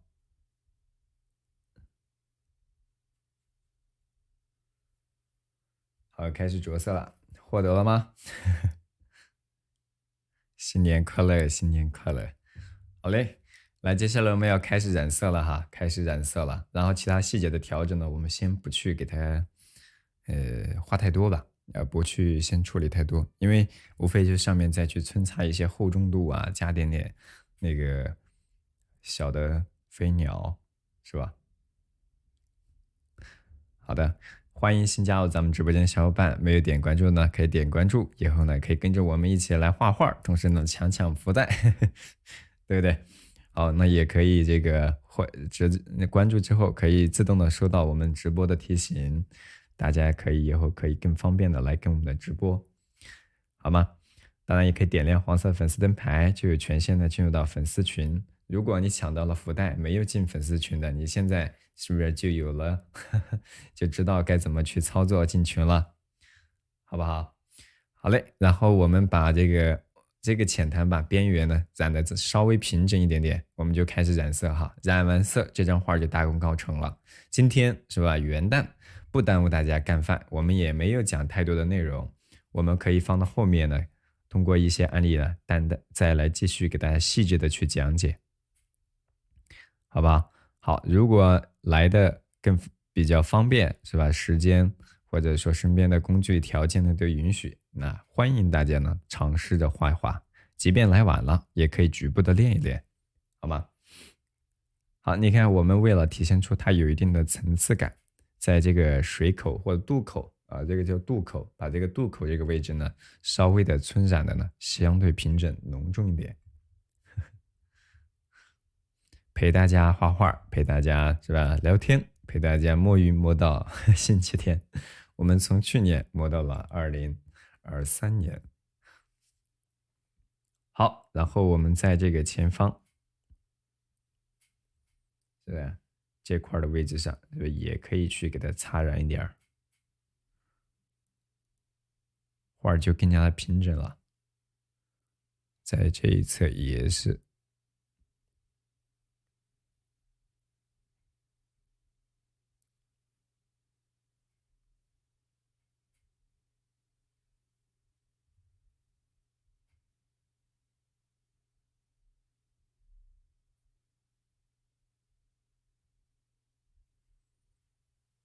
好，左边的这边角是吧？带一带，这个时候就是把一些小细节衬托一下出来就行。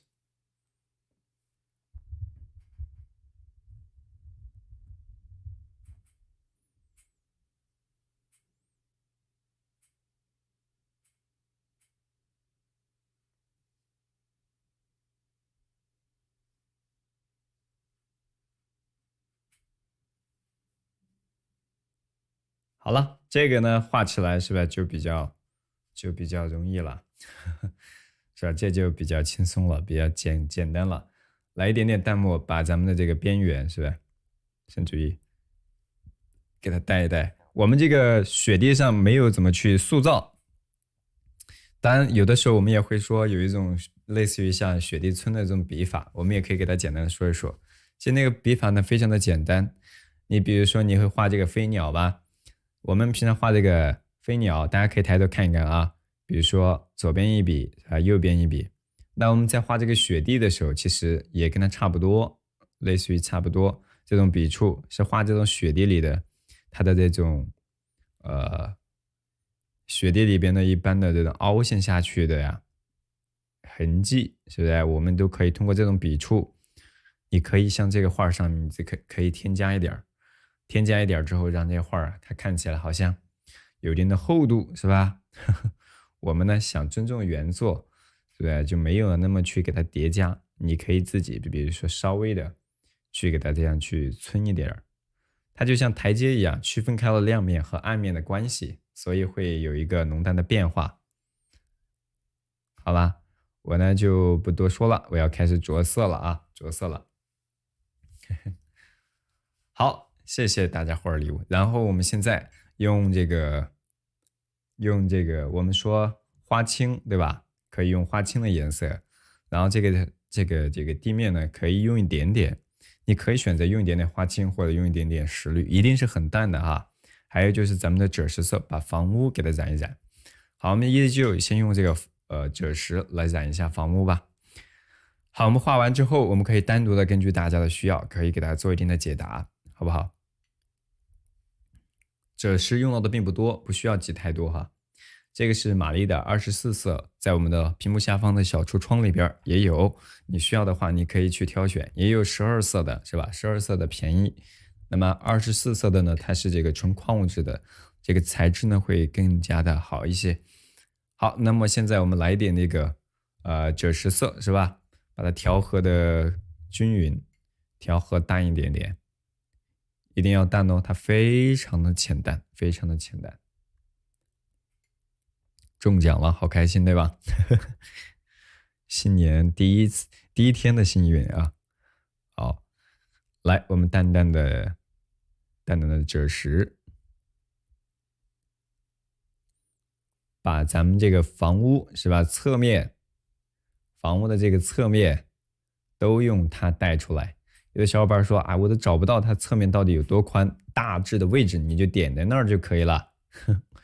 点在那儿，你把那一块面积，用赭石色代表啊，包括这种小的窗户的边缘都可以来点赭石。这张画啊，要冷当中带点暖，是吧？冷暖协调。本来这个画面已经氛围挺宁静，是吧？挺这个非常的冷调子的了啊。那么需要来一点点稍微暖一点的颜色呢，让这个画看起来这个舒服一点。不知道怎么领福袋，下一次注意屏幕上方，我们说开启了，它会有一个红色的包包，那你可以点一下，对吧？点一下你就可以获取了。还有今天很多小伙伴呢发了很多的祝福，是吧？我还没来得及一一回复大家，啊，先请大家见谅。当然，我们都祝愿大家这个新年的快乐呀！把整个树干的侧方是吧？整个树干的侧方或者偏底部的这一块也用赭石色是吧？微微的带一带。这个树干你可以不是都需要去给它染一遍啊，像这个主干比较突出嘛，我们稍微的染了一点点。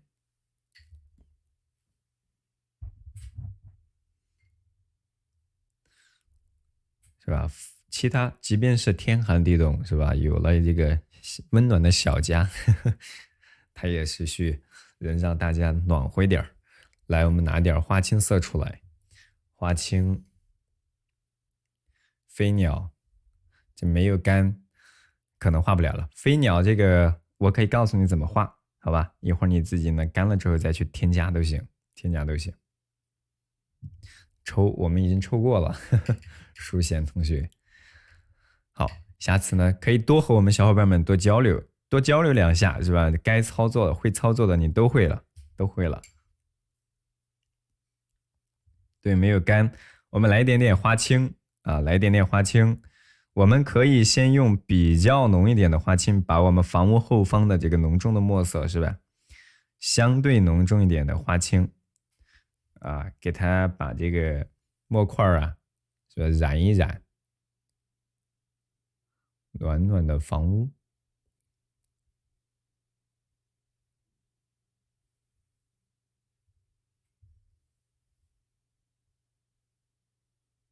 啊，这个时候你不需要说过多的，我要去怎么去染，怎么去染。这个时候就是一种冷暖的调子的对比，有就够了。啊，你超出去一点点都不影响，都不影响。但尽量不要画到房屋上方了啊。房屋我们还是尽量保持一个比较完整的一个留白的一个轮廓。好，好，最后天空，对吧？天空，其实整它干一点，你里边还甚至于加点钛金蓝都可以。我们可以用淡淡的，咱们的这个花青色是吧？把咱们的天空，给它染出来，染出来。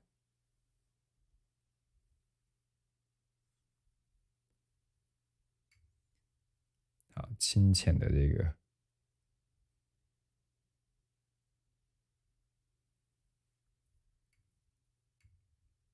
清浅的天空的颜色，哎，统一起来了，是吧？统一起来了。好，这个边缘呢，我们也要给它染过去。好，你看我们的这个黄色的这个包边儿是吧？我们还是尽量没有把它弄得特别脏，还是比较干净的，还比较干净。好，这张画是不是大概就画完了？大概我们就差不多画完了。哎，大家伙画的如何了？如果你没有画完，你不要着急着色，你可以自己慢慢的去把它添加起来，添加起来。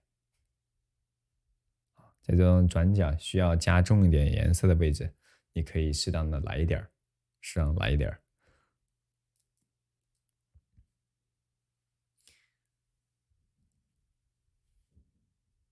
好，像这个我们稍微的用钛金蓝给这个画里边丰富一点点吧。我们把这个树里边再加点钛金蓝，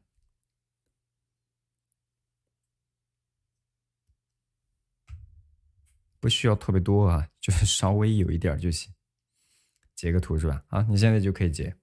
需要截图的小伙伴现在就可以截哈。这种雪景的表达方式呢是这个样子的，以后我们还可以画到传统的，是吧？还可以画到传统的。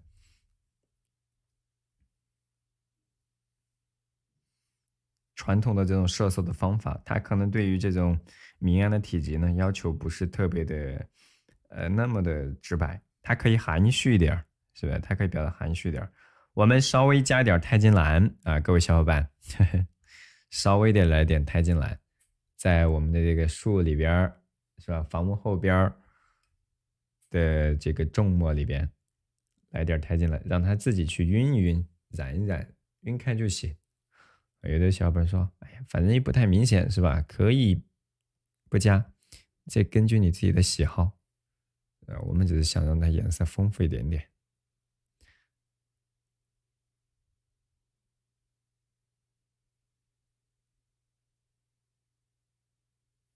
好，好嘞。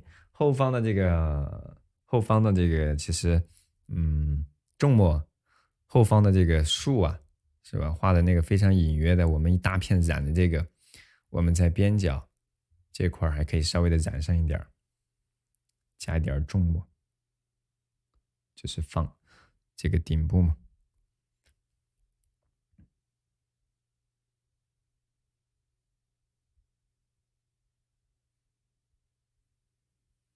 稍微的来一点，对，花青或者再来了一点钛金蓝，这是两种颜色啊，两种颜色。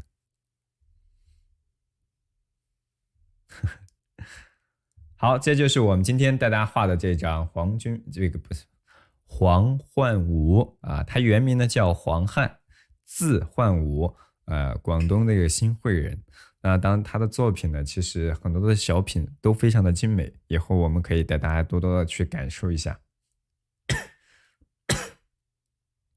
冬天的树没有那么茂密嘛，它只是一种象征性的表现而已啊！不要用这个逻辑的方式去理解绘画，有的时候呢，它很多时候是一种画家主观的一种想象，或者说一种画面表达的需要，一种意趣的表达。好，截完图之后，如果说我们小伙伴们没有跟上，或者以后想要跟着我们一起来系统的了解和坚持我们一门画山水的爱好的话，可以加入到我们的回放的课程当中来学习。好不好？回放的课程在我们屏幕的下方的小黄车1号链接啊，1号链接，平均我们给大家更新至少120节完整案例的直播，同时呢还赠送大家基础技法教程和历代名家临摹课程。你既可以系统的、循序渐进的、由易到难的来了解我们的山水画，也可以通过我们的这种案例，上百张案例的锤炼，是吧？我们有大画，有小画，是吧？大尺幅的、小尺幅的，也有这样的雪景的、小景，是吧？也有我们呢比较高古的这种山水的笔意，都可以带你一一的体会到。平均下来每一节课1-2块钱，而且是永久的观看权限，好吧？值得你拥有啊！过了年咱们呢就不一定赠送了哟，好不好？现在赠送大家系统的基础技法教程啊，不管你有没有基础，是吧？我们或者说基础扎不扎实，你都可以从我们这里呢重新开始，好吗？值得拥有的1号的咱们小黄车里边的课程，大家能看到吧？好嘞，欢迎大家的加入啊！欢迎大家的加入，这就是我们今天画的这张案例。当然，在技法上，刚刚我们讲到的有不了解的，或者说需要解答示范的，我们可以再给大家说说。欢迎来到易德云博云的直播间啊！好，没有点关注的可以关注主播，以后带你一起来感受一下山水画的魅力，游山玩水呀！当然也可以跋山涉水来历练历练。在课程里边，我们给大家赠送的基础的技法教程。对于山岩树石，是吧？它的塑造，比如像树，我们说有这种它具体的，我们说桦树先立干再出枝，出枝呢，比如说有蟹爪树，也有呢这种像这种鹿角枝，是吧？甚至于鱼排骨之类的，是类似于这样的名字，但它有很繁复的造型和塑造的规律啊。当然还有非常丰茂的叶片的表达，比如说夹叶，是吧？2大类嘛，夹叶、点叶，数十种这种叶片的概括的方式，对不对？我们表达的形式呢，有浅绛，有青绿，有水墨，是吧？类似于这样的雪景的都有。出枝收不住，是吧？一勾刻，是吧？好嘞，点亮黄色的粉丝灯牌就有权限在我们的群内呢获取高清的案例图和工具清单，每一次直播都会提前给大家预告的啊。晕得一塌糊涂，晕一点呢自由去晕染，这是我们山水画的一种魅力啊！也不用过分拘泥于这种造型，雪的氛围出来那就很重要了，雪的氛围出来就很重要了。这课程呢是永久的观看权限啊，它是只要购买了之后永远就属于你了，是吧？你什么时候方便，你什么时候看都可以的啊，都可以的，好吗？好嘞，好，没有不着急的小伙伴，我们点点赞啊，点点赞。没有问题要问吗？再教一下山出枝的规律是吧？我们可以给大家说说。啊，可以给大家再讲一讲啊。这出枝大概是怎么去表现的啊？我们来给大家画一下。我拿一个，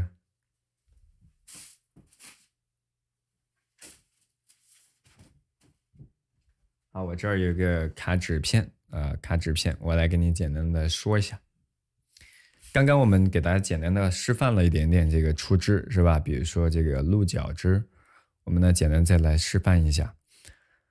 出枝它的造型就是你要把它处理起来，这种繁茂的线条，让它看起来形态呢既像，是吧？又要兼顾，甚至有一定的表现力。那么不仅仅是像我们刚刚画的这种树枝一样哈，我们用刻图稿给大家讲了很多。来，我们简单的说一说，比如说画树，比如说先把这个主干的一个姿态，我们可以先给它确定出来，可以大概确定出来，有长线条是吧？虽然看似就是一棵树，对吧？其实它的用线的节奏上面有长短，有粗细，是吧？有曲直，是吧？有弯曲，有流畅直愣的，是吧？你要把一棵树的笔墨的这么表现的趣味，或者说表现力体现出来，它需要你很多的一些锤炼哦，对不对？好，用笔呢，它有干湿，是吧？有浓有淡。好，这比如说我们加这么一棵树干，就像我们今天画这个树一样，像这种带出这种枯涩的笔这种味道来是很有这种笔意趣味的稍微来点枯笔的感觉。全是枯笔呢，它肯定看起来又不够扎实，是吧？你需要一些重墨，让这个树呢看起来沉稳一些。好，那么出枝怎么去出？树干确定出来之后一般我们可以选择在这种转折的位置上，对吧？转折的位置上稍微的加一加稍微的加一加。好，至于怎么去看课，一会儿我给大家示范一下，好吗？一会儿怎么去看课给示范一下。我们刚刚说了比如说在这种大的转折的位置，一般去出枝。出了枝之后，你看我们刚刚说的，比如说出这么一个枝，好，从它的比如说从它下方，你再去出一个，都是可以的。然后比如说它们稍微错落开，有一长一短去出枝，是不是都可以？就是避免比如说一个枝是吧对称的这样去生发。像这种生活当中是有，但是我们这样去画呢，有容易显得呆板，尤其是画大一点的枝的时候，所以往往我们会选择错了开，然后在这个树枝上方再去给它生发的时候，对不对？再去生发的时候也是这样去错了开，有一长有一短，对不对？其实也就是一主一次，始终兼顾着主次的一种关系然后再往上面去走我们同样还可以。同一个树枝上面还可以加一层，它可能方向看起来有点平行，但是角度呢可以有一定的区别怎么控制水分出笔容易有个墨点，水分这个肯定是适中。我怎么跟你说控制水分呢？我只能告诉你一种方法，就用试笔者纸吸毛笔的笔肚，让这个水分在这个纸张上稍微显得有一点点枯了，有一点点你看干涩的感觉了，所以这个水分就差不多了。还有的小伙伴说我收不住笔，那就是因为你控制不住笔，拿毛笔拿的还不够久，是吧？你只要控制拿的多了，你想让它画出什么样的线条，是吧？比如说时起虚收它都是可以的。那么你比如说时起时收，对吧？它也是可以的，只不过你可能画的少了，它这个你控笔的能力就不太一样。有的人呢是靠惯性，有的小伙伴靠惯性是怎么去画？一笔下去，咵，一笔下去，咵，是吧？甩着胳膊去画，这就是控制不住笔的。纸不平咋办？等它干了之后，它就应该会平了。干了之后，一般就会平。如果是宣纸的话，多多少少有点不平，很正常。一般会画会放到拿到装裱店去装裱一下，它就会平了比如说上方，对吧？我再来一层，对不对？好，给它加到这儿，然后右侧再来出一些枝。好，你看我们画这些枝一般都是时起时收的，时起时收，这是你的控笔的一种能力，是吧？有的小伙伴他那个手胳膊甩着去画就不太好。好，你看我出的这一枝虽然画了大概1、2、3、4，大概4个主要的值，对吧？它们都会有什么不一样的？它的有的长，有的短，对不对？有的墨色粗，有的粗一点，有点细一点，不要画的平均了，对不对？一般都不会平均。如果靠惯性去画，这就证明什么？你控笔的力度或者手啊不够沉稳，不够自信，还需要练一练，理解吗？啊，都感兴趣是吧？好，这是一种画法。然后比如说对于树木的造型呢，其实有很多，对吧？对树的这种表现的方式呢，我们可以塑造的呃很多的。今天我们可以给大家看看，大家可以抬头一起来看一下，比如说我们之前大家画过的一些案例，对吧？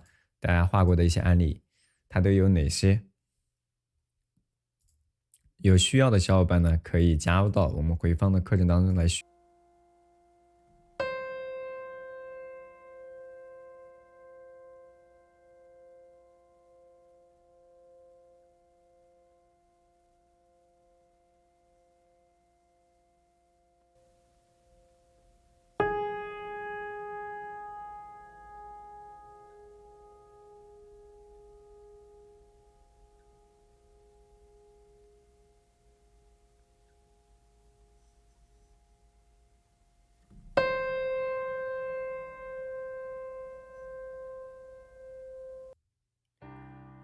好了，小伙伴们，今天我们的课程就先到这儿了，我们明天再见。欢迎大家点关注啊，点关注不迷路，以后我们的直播大家可以收到自动的提醒，带大家在笔下游山玩水。